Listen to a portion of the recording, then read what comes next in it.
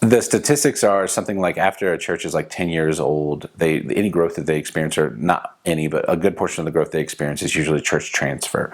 So someone who was already going to another church starts going to a different church, but they were already believers.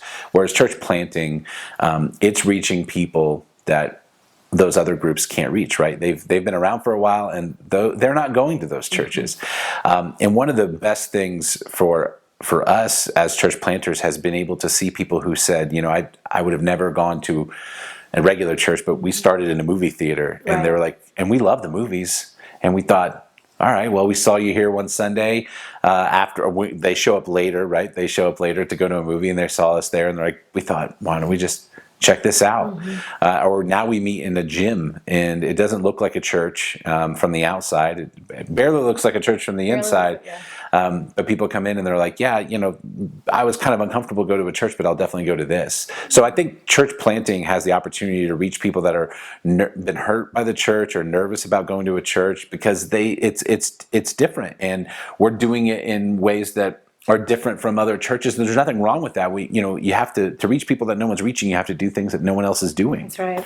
We like to say that the older a church gets, it becomes more and more like a ship, and a ship is really hard to turn. But a church plant is like a canoe, and they can pivot really, really quickly. And so we can remain. It's easier for us to remain fluid. I think a lot of churches want to be fluid, but it's easier for a church plant to be fluid. So we can change what we're doing quickly if we need to, if it's going to serve our people, because we'll do anything short of sinning to get people to Jesus. And the great thing about or the downfall of church planting is that, we can reach those people that no one else is reaching. We can have movie theaters, and we can do things in gyms.